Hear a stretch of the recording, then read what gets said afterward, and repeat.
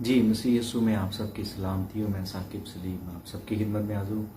हमेशा की तरह आज फिर बहुत अहम और ख़ास बात जिसके ताल्लुक़ से हम बात करेंगे और मैं आपको बताना चाहता हूँ कि आज का टॉपिक जो है वो हमेशा की तरह सारे टॉपिक ही अहम होते हैं, लेकिन आज का टॉपिक जो है इसमें एक ख़ास बात ये है कि अगर आप इन चीज़ों पर गौर करना शुरू कर दें तो आपकी जो है वो आपके इर्द गिर्द ताल्लुकात जो है वो दुरुस्त होना शुरू हो जाएंगे। दूसरा, आपको ये भी पता लग जाएगा कि आपने किन लोगों के साथ फेलोशिप में रहना है और किन लोगों के साथ नहीं रहना है। ये बहुत इम्पॉर्टेंट बात है। मैं जो टॉपिक मैंने आज लिखा है इसके लिए कि मसीही लोग जो है वो मसीही लोगों को ही क्यों सताते हैं।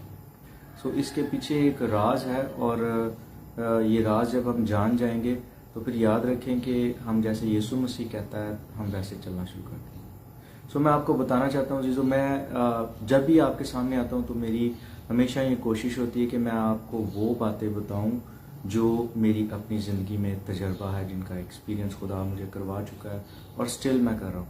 और मैं आपको बताना चाहता हूँ कि मेरा भी लाइफ में ये तजर्बा और ये बहुत गहरा तजर्बा है कि मेरी ज़िंदगी में मेरे इर्द गिर्द बहुत से मसीही लोग ऐसे रहे हैं और आज भी हैं जो बिला वजह जो है वो मेरे लिए या मुझे मैं ये कहूँगा कि मुझे परसिक्यूट करते हैं या जो सबब बनते हैं कि मैं सताया जाऊँ। लेकिन इसे तो ये बहुत अहम बात है कि जब आप सताए जाएं तो आपका रवैया कैसा हो, क्योंकि अगर आप खुदा में मजबूत नहीं होंगे, अगर आपकी आंखें जो हैं वो खुदा पर नहीं होगी, तो जब आप सताए जाएंगे तो फिर प्रॉब्लम होगी। मैं आपको बताना चाहता हूँ जीजो कि सबसे पहले तो सवाल ये है कि हम सताए क्यों जाते हैं। जब हम मसीही हैं तो फिर हम सताए क्यों जाते हैं, और फिर दूसरा बड़ा सवाल ये कि मसीही लोग ही हमें क्यों सताते हैं। पहली बात तो ये है कि हमारा सताया जाना लाजिम है। क्यों? क्योंकि बाइबल मुकद्दस फरमाती है कि जितने दीनदारी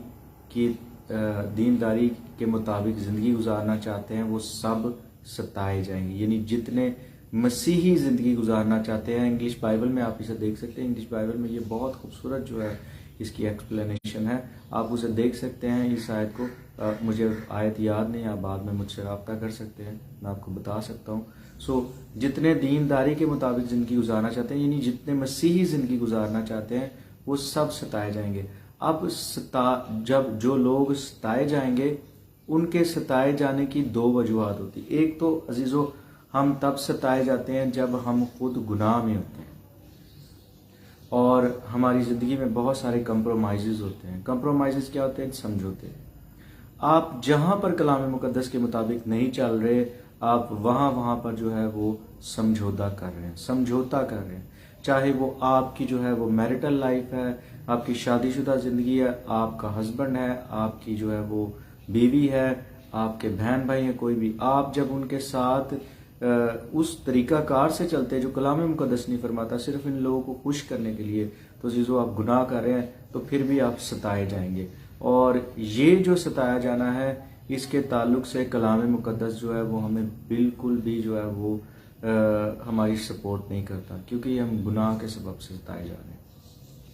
और इसमें मैं आपको कहूँगा, इसमें सबसे पहले तो हमें तौबा की ज़रूरत है और इसमें भी हमें रिहाई की ज़रूरत है। अब आप ये सोच रहे होंगे कि भाई आप ये भी का वर्ड क्यों यूज़ कर रहे हैं, क्योंकि मैं आपको बताना चाहता हूँ कि अगर आप अपनी लाइफ में ठीक जा रहे हैं और आपका लोगों के साथ कोई झगड़ा नहीं है, कोई उनके साथ मसला नहीं है, आपने उनको जो है वो उनके खिलाफ कुछ नहीं किया, लेकिन स्टिल वो आपसे दावत रखते हैं, आपके माजी की वजह से हो सकता है, शायद आपसे कभी कोई गलती हो गई हो।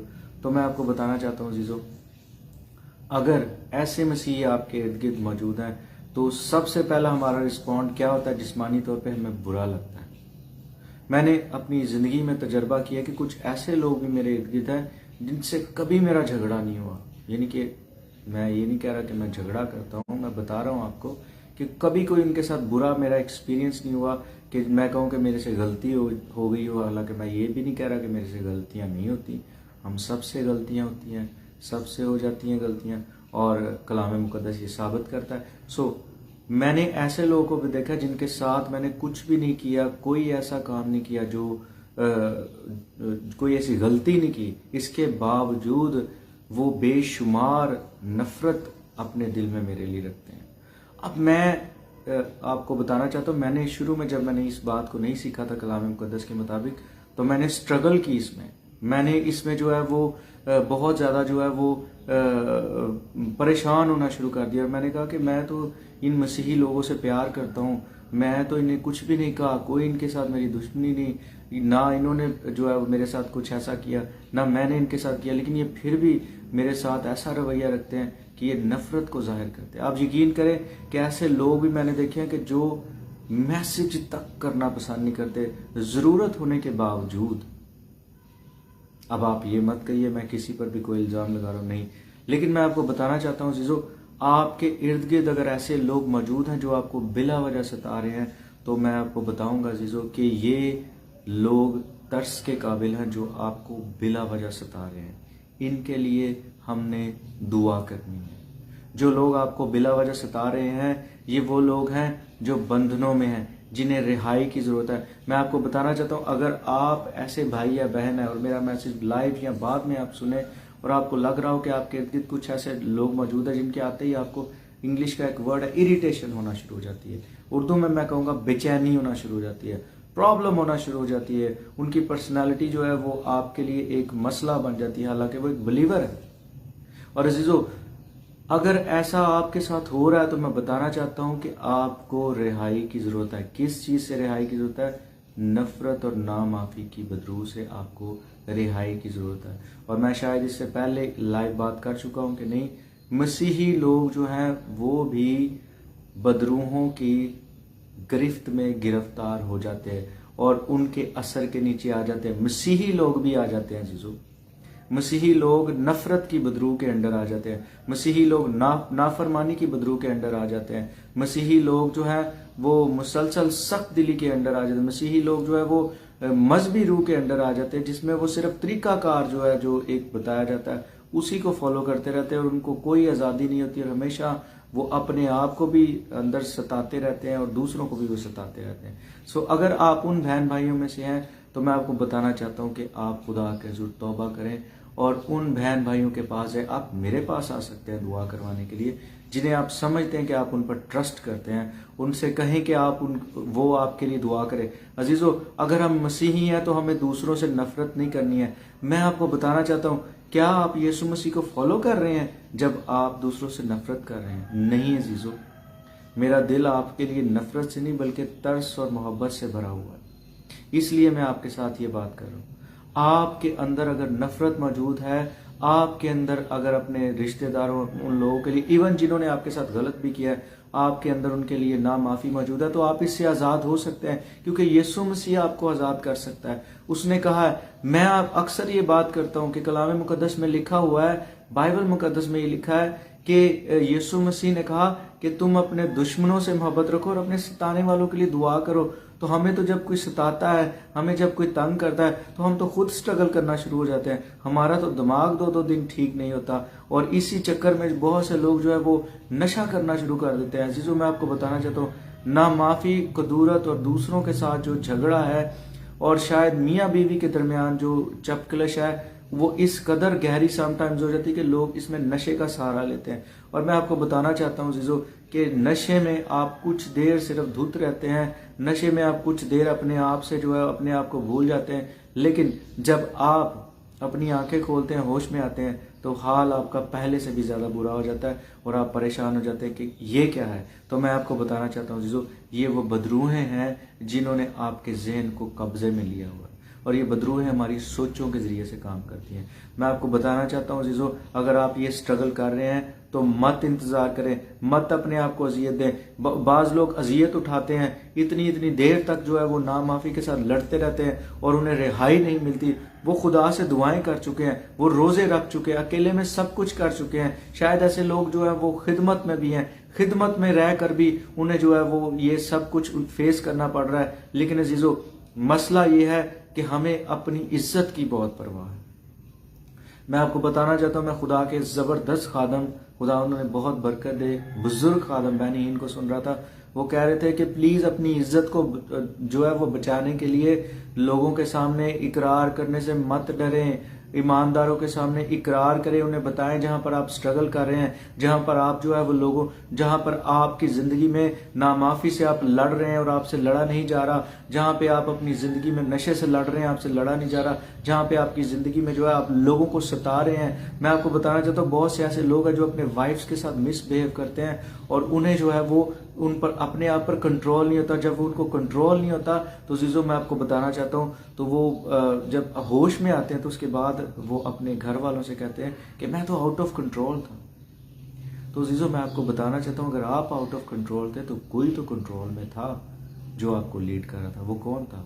वो इब्लीस की बदरूहें थी जिनसे आपको रिहाई की जरूरत है। अब आप कहेंगे भाई आप ये क्या बात करें, आप बार बार बदरूहों की बात करें, बदरूहों की बात करें। अजीजों, ये कलाम मुकद्दस के मुताबिक है।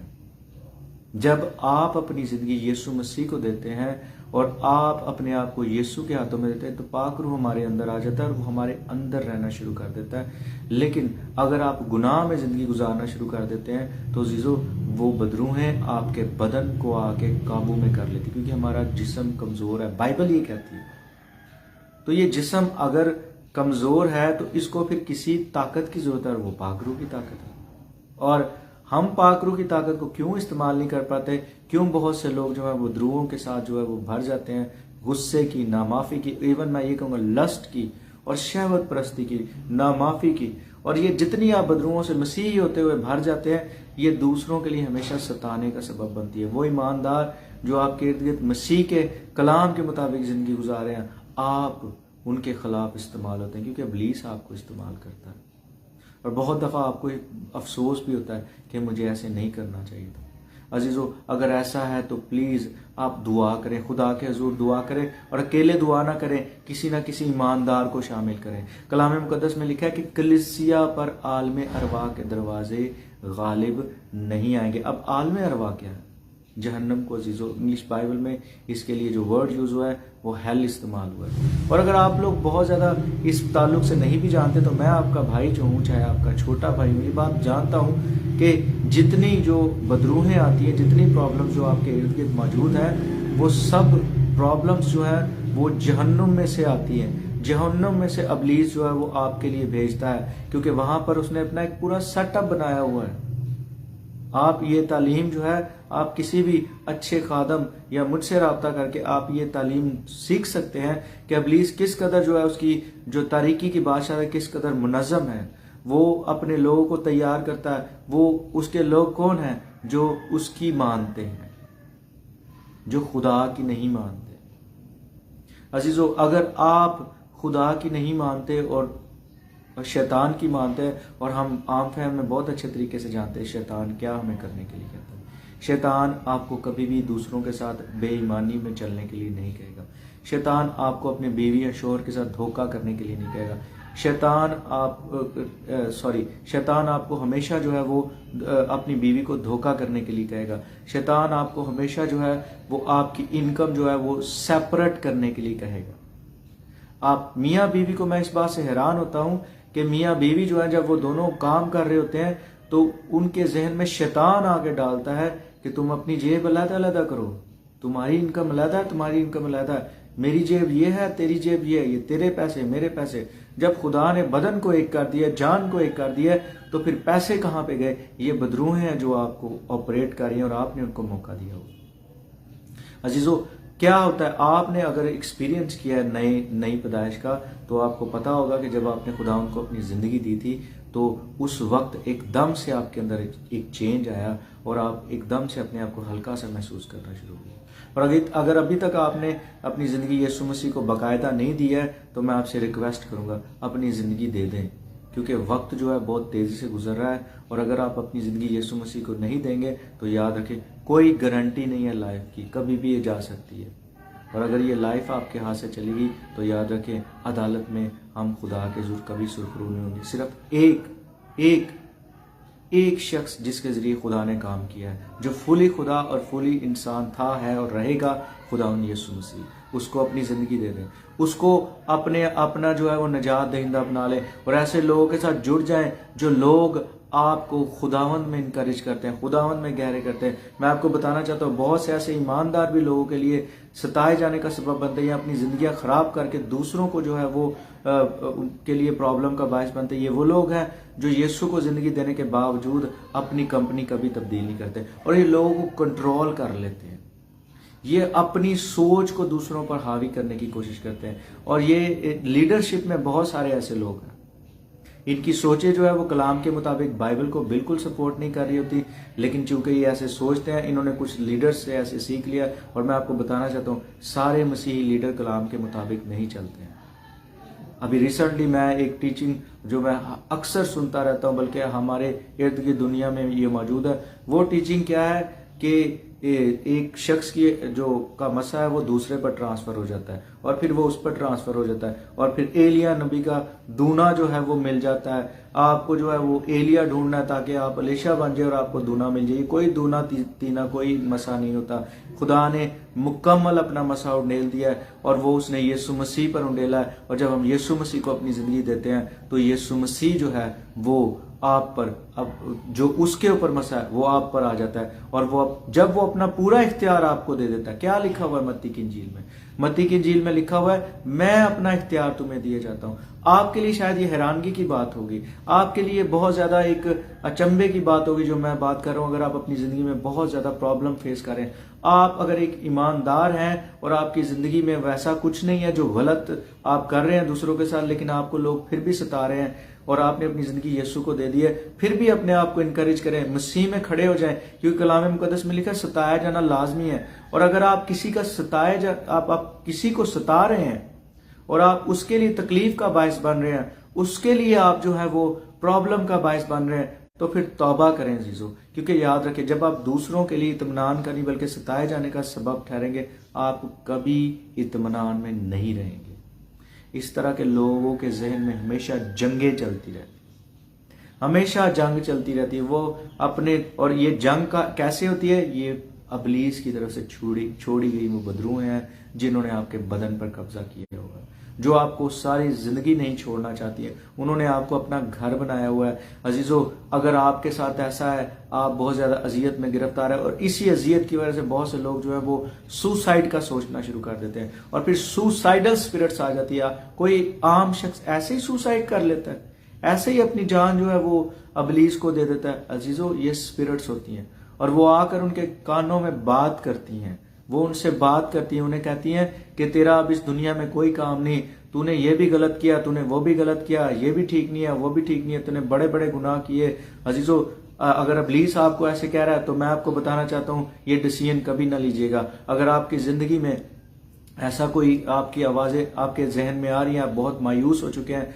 तो कभी ना मानिएगा। अगर आपने यीशु को अपनी जिंदगी नहीं दी, उसको अपनी जिंदगी दे दें। वो आपसे प्यार करता है, आपकी जिंदगी बहुत कीमती है। अबलीस आपसे झूठ बोलता है, क्योंकि यीशु मसीह ने कहा कि अबलीस जो है वो शुरू से ही झूठ बोलता है, बल्कि वो झूठों का बाप है।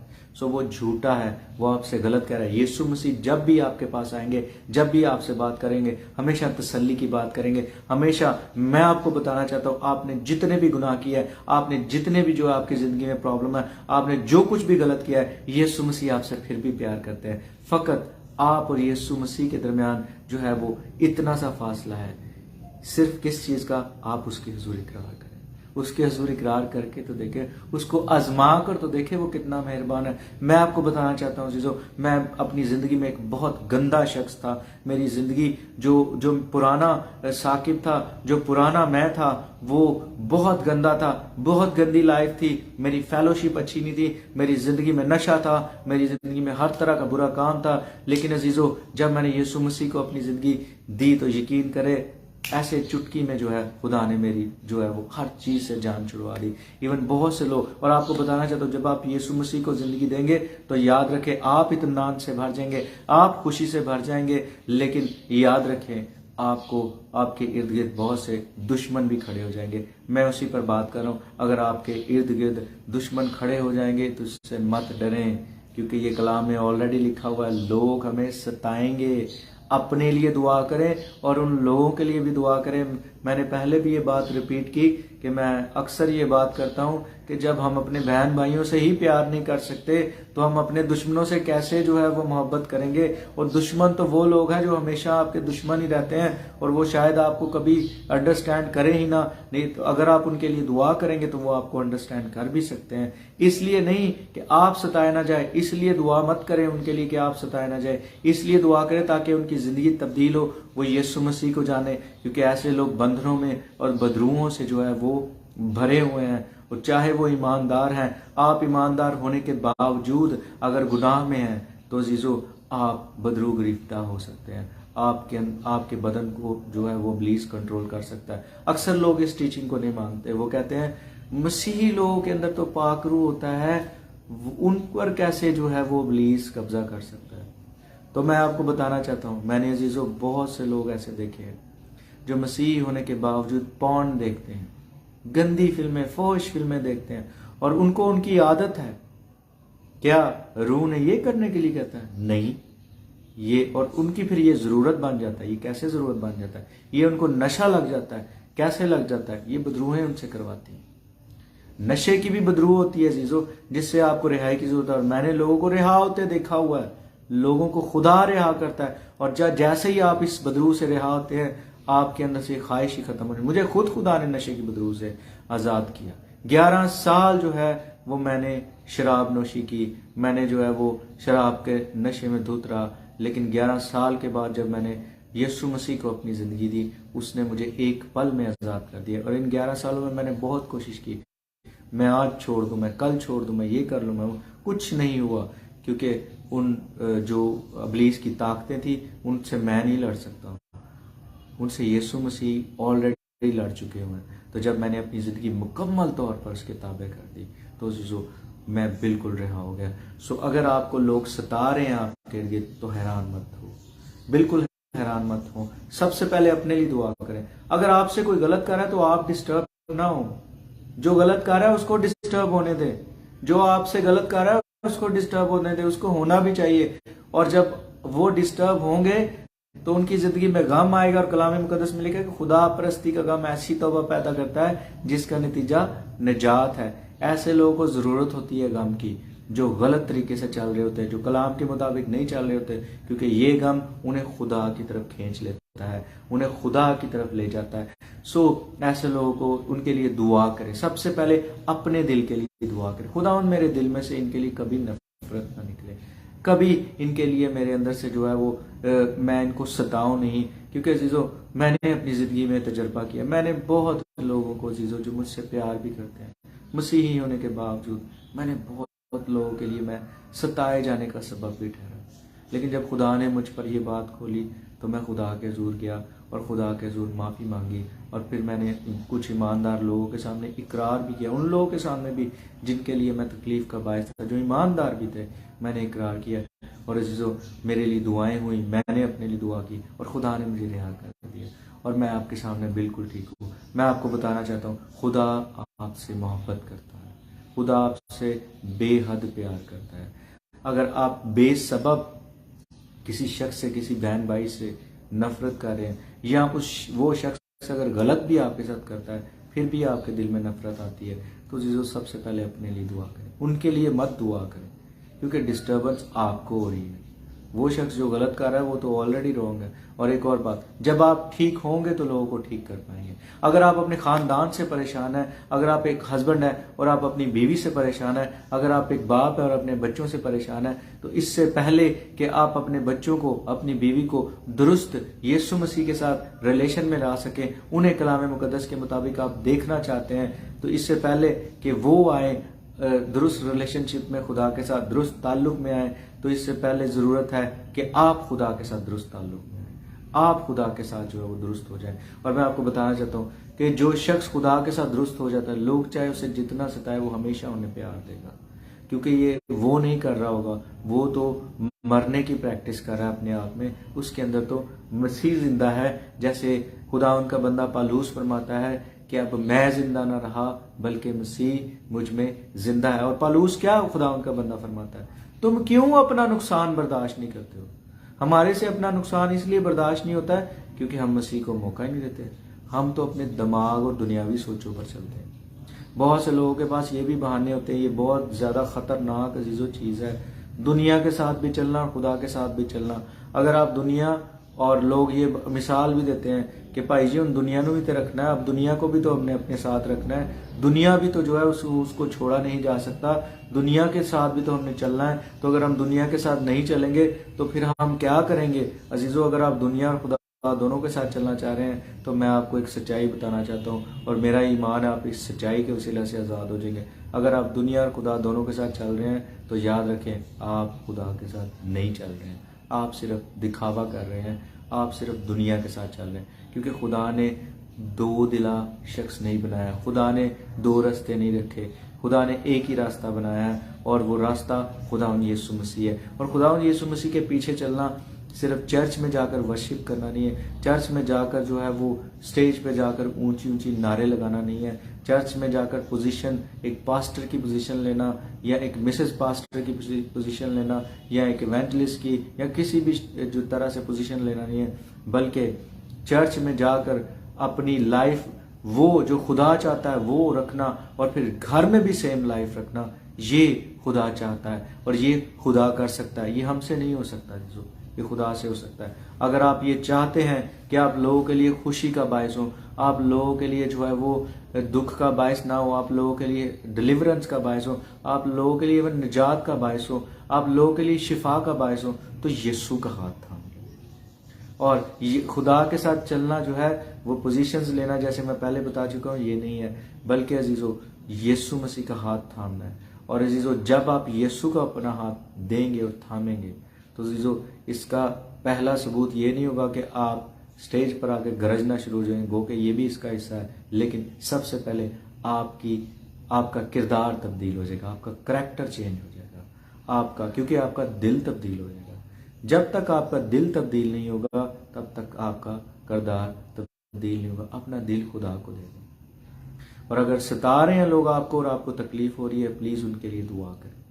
सबसे पहले अपने लिए दुआ करें, क्योंकि जब आप सताए जा रहे हैं और आपको तकलीफ हो रही है तो ऑफ कोर्स जिसको पहले प्रॉब्लम फेस करनी पड़ रही है उसको पहले इलाज की जरूरत है। पहले अपने लिए दुआ करें, अपने इर्द गिर्द बाइतबार बहन भाइयों के साथ जो मसीह में मजबूत हैं उनके साथ बात करें, अपने पास्टर्स जो मसीह में मजबूत है। और सारे पास्टर्स भी ये बात अंडरस्टैंड नहीं करते। आई एम सॉरी अगर किसी को बुरा लगे, क्योंकि ये सच्चाई है, सब पास्टर्स ये बात अंडरस्टैंड नहीं करते। बहुत से पास्टर्स अगर आप उनके साथ कुछ बातें शेयर करेंगे कि आपको ये प्रॉब्लम है, आपको सेक्सुअल प्रॉब्लम है, जिनसी प्रॉब्लम है, आपके साथ नफरत का मसला है, वो शायद आपको चर्च में ही ना आने दे। और मैं आपको बताऊं, अगर ऐसा पास्टर या ऐसा लीडर आपका है तो प्लीज़ ऐसे चर्च में मत जाएं, क्योंकि ऐसे लोग यीशु मसीह को फॉलो नहीं कर रहे। क्योंकि जो शख्स मसीह को फॉलो कर रहा है वो माफ़ करने वाला है, वो तरबियत करने वाला है। क्योंकि जो काम आपके साथ खुदा नहीं करता वो उसका बंदा भी कभी नहीं कर सकता। इसका मतलब ये नहीं है तरबियत जो है वो उसमें सख्ती भी आ सकती है, लेकिन तरबियत का मतलब जो है वो रिजेक्ट करना नहीं है, उठा कर बाहर फेंकना नहीं है। ये जो काम करते हैं ये शैतानी काम है। मैं आपको बताना चाहता हूँ, खुदावंद का एक बड़ा ज़बरदस्त जो है वो खादिम है, खुदावंद के बड़े बाइज़्ज़त खादिम है, उनका नाम जॉन रमैरिस है। और उन्होंने तकरीबन 24 या 25 साल तक जो है वो शैतान का बेटा होकर ज़िंदगी गुजारी और वो शैतान की पूजा करते थे। सॉरी, उन्होंने बताया कि शैतान जिसने लोगों को मुकर्रर किया, आपको पता है शैतान ने भी अपने लोगों को मुकर्रर किया होगा, वो नहीं इस्तेमाल करता, जैसे मैं शुरू में बताया। वो उन्हें हमेशा मसरूफ़ रखना चाहता है, हमेशा अपने काम करवाना चाहता है। क्या करवाता है? जो यीशु मसीह ने कहा, मार डालना, हलाक करना, चोरी करना, और ये सारा कुछ जो यीशु ने कहा जो इब्लीस करता है वो सब कुछ अपने लोगों के ज़रिए करवाता है। और वो बताता है, खुदा उनके बंदा ये बताते हैं कि मैं जिस वक्त इस बात के लिए एग्री ना होता कि मैं ये काम नहीं करूँगा तो इब्लीस मुझे सज़ा देता और कहता कि अपने काम पे वापस आ, नहीं तो ये सज़ा तेरे लिए।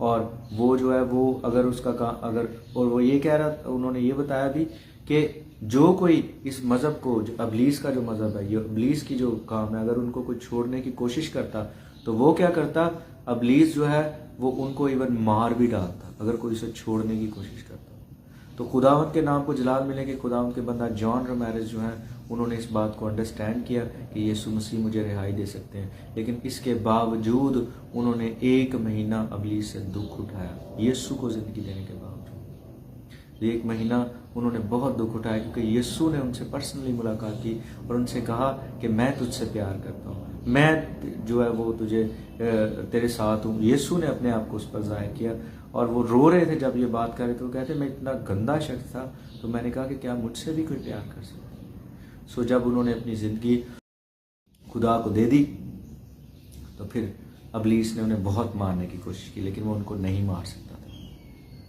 क्योंकि खुदावंद यीशु मसीह जो खुद ज़िंदगी है उनकी ज़िंदगी में आ चुके थे और खुदा के नाम को उनकी ज़िंदगी से बेहद जलाल मिला। सो मैं आपको बताना चाहता हूँ अज़ीज़ों, अपनी ज़िंदगी में परेशानी से दूर हट जाए। अगर इत्मीनान नहीं है तो दूसरों की बजाय सबसे पहले अपने लिए दुआ करें। अगर आपने अभी तक यीशु को अपनी ज़िंदगी नहीं दी है, मैं आपको बताना चाहता हूँ आपको किन हालतों में तौबा की ज़रूरत है। अगर आपने यीशु को अपनी ज़िंदगी दे दी थी, आपने तौबा कर ली थी, लेकिन आप स्टिल अपनी ज़िंदगी में झूठ बोलते हैं, धोखा देते हैं, दुनिया की तरह, आम अल्फाज में दुनिया की तरह ज़िंदगी बसर करते हैं, तो फिर आपको तौबा की ज़रूरत है। अपनी ज़िंदगी दें और अनकम्प्रोमाइजिंग, बगैर समझौते के ज़िंदगी बसर करना शुरू करें, क्योंकि जो आप काम कर रहे हैं इससे ना सिर्फ अपने आप को सता रहे हैं, आप दूसरों को भी सता रहे हैं। और अगर आप मसीही हैं और आपने अपनी ज़िंदगी यीशु मसीह को दे दी हुई है और आप समझते हैं कि आपने लोगों के साथ गलत नहीं किया, आप सिर्फ खुदा का काम करना चाहते हैं, लेकिन वो लोग आपको सताते हैं, तो फिर पहले अपने लिए दुआ करें कि खुदा अपनी सी मोहब्बत मेरे दिल में पैदा कर, क्योंकि रोज़ लोग खुदा को बुरा भला इस ज़मीन पर कहते हैं। रोज़ खुदा के खिलाफ लोग काम करते हैं, लेकिन खुदा कभी भी उनके साथ बुरा सलूक नहीं। तो आए खुदा के ज़रूर तौबा करें और अपनी ज़िंदगी खुदा को दें। God bless you.